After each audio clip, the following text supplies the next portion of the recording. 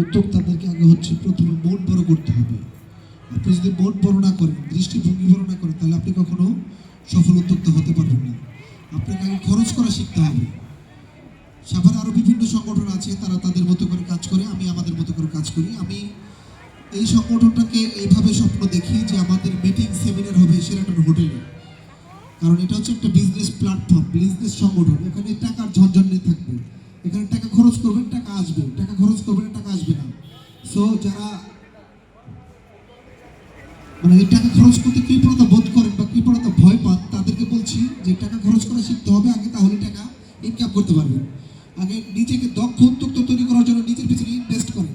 আপনি কয়টা ট্রেনিং নিয়েছেন আপনি একটু ভেবে দেখেন।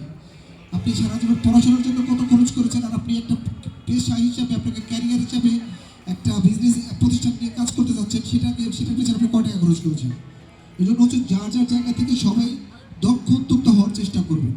প্রশিক্ষণের কোনো বিকল্প নেই। আপনি যত প্রশিক্ষণ নেবেন, আপনি তত জানবেন, আপনার প্রতিষ্ঠানের প্রতি আপনার মায়া বাড়বে, মহব্বত বাড়বে, আপনার প্রতিষ্ঠানের কীভাবে সামনে এগিয়ে যাবে সে সম্পর্কে আপনি বুঝবেন।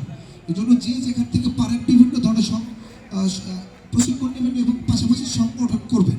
সেটা হোক সোশ্যাল ওয়ার্ক বা হোক বিজনেস সংগঠন। তাহলে কি হয়, আপনার দৃষ্টিভঙ্গি অনেক পরিবর্তন হয়ে যাবে। যাই হোক, রাত অনেক হয়ে যাচ্ছে, কথা বেশি বাড়াবো না। প্রতিষ্ঠানের সাথে জড়িত, গ্রামের বাড়ির পণ্য ছাড়াও অগ্রদূত ফাউন্ডেশনের সাথে জড়িত আছে। গ্রামে অনেকগুলো তার সংগঠন রয়েছে। আবার একটি মানে নন গভর্নমেন্ট অর্গানাইজেশন, একটা মানে দুস্থদের কাজে জাগ্রত বিবেক ফাউন্ডেশন, সেটার সাথে জড়িত। তো আজকে আপনাদের এই 3 দিনের মেলা, আসলে মেলাটা হচ্ছে কি মেলা, আপনারা এটা হচ্ছে ওই যে অনেকে লাভের হিসাব করে যে কত লাভ হলো বা কত ক্ষতি হলো, তা না। মেলা হচ্ছে আপনার পণ্যের প্রচার এবং প্রসারের জন্য। এখান থেকেই আপনার পরিচিতিটা ছড়িয়ে পড়বে চারিদিকে, হয়তো অনলাইনে আপনি অর্ডার পাবেন। এইভাবে আপনি এগিয়ে যাবেন অনেক দূর। সুতরাং মেলা খুবই কার্যকরী এই ক্ষেত্রে। আমাদের বিশেষ অতিথি হিসেবে জনাব আজিমউদ্দিন খান আছেন, বিশিষ্ট সাংবাদিক এবং কি সাংস্কৃতিক ব্যক্তিত্ব, জাগরণ থিয়েটারের সভাপতি। আজিমউদ্দিন ভাইকে প্লিজ কিছু বলার জন্য অনুরোধ করছি। শুভ সন্ধ্যা। ধন্যবাদ দিদারুল ইসলাম দীপু তোমার সুন্দর বক্তব্যের জন্য। দীপু সম্বন্ধে যদি আমি একটু বলতে চাই, আজ থেকে 5 বছর আগে দীপু যখন পরিকল্পনা করে যে নারী উদ্যোক্তাদের নিয়ে কাজ করবে, যারা উদ্যোক্তা হতে চায়, নতুন নতুন উদ্যোক্তা যারা নিজেরা কাজ করতে চায়, অনলাইনের মাধ্যমে কাজ করতে চায়, ব্যবসা করতে চায়, নারীরা নিজের পায়ে দাঁড়াতে পারে, এই পরিকল্পনাটা দিদার আমার মনে হয় আমি দ্বিতীয় ব্যক্তি যে আমার সাথে আলোচনা করেছিল যে ভাই এরকম একটা ফাউন্ডেশন করতে চাই, আপনার পরামর্শ কী। তো সেদিন ওর পরিকল্পনাগুলো সত্যি আজকে ভালো লাগে, মানে সেদিন ভালো লাগছে। এবং সেই পরিকল্পনার আজকে 5 বছর পরে একটা সফল ফাউন্ডেশন হিসাবে আমি সাভারে দেখতে পাচ্ছি, যুব উদ্যোক্তা ফাউন্ডেশন। আমি প্রথমে ধন্যবাদ জানাই আমরা যেখানে এই প্রোগ্রামটা করছি, এটাকে আমরা আসলে সহজ ভাষায় বলি পশু হাসপাতাল। পশু হাসপাতাল বললে সবাই এক নামেই চেনে আর কি, প্রাণী সম্পদ দপ্তর বললে অনেকেই চিনতে পারে না।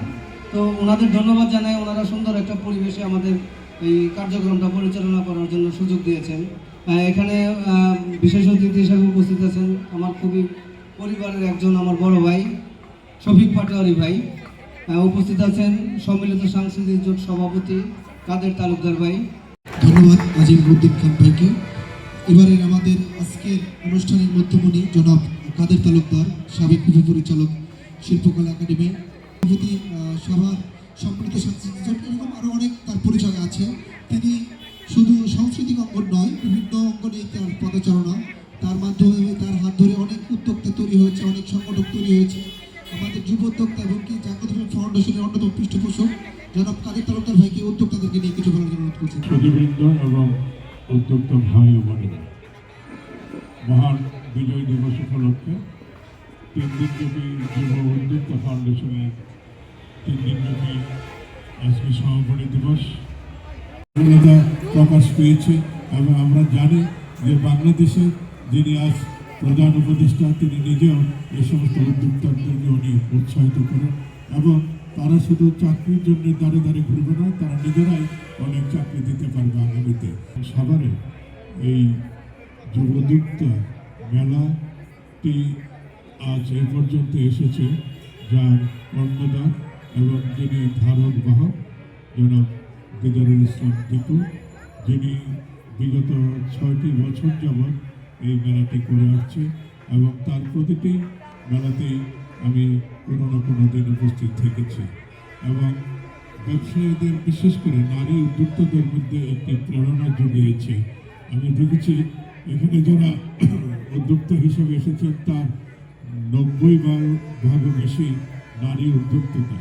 কাজে আমাদের নারীরা সবই পারে এবং তারা যদি যেভাবে এই সাভারের নারী উদ্যোক্তার মধ্যে একটি জাগরণ সৃষ্টি করেছে, আমি মনে করব সেটি কৃতিত্বের দাবিদার আজকের এই দিদারুল ইসলাম দীপু। আমি আশা করি সাভারের এই উদ্যোক্তারা একটি অনুকরণীয় হয়ে থাকবে। শুধু তারা সাভারে নয়, সারা জেলা বিভাগ এবং সারা বাংলাদেশে তাদের এই পণ্য ছড়িয়ে যায়।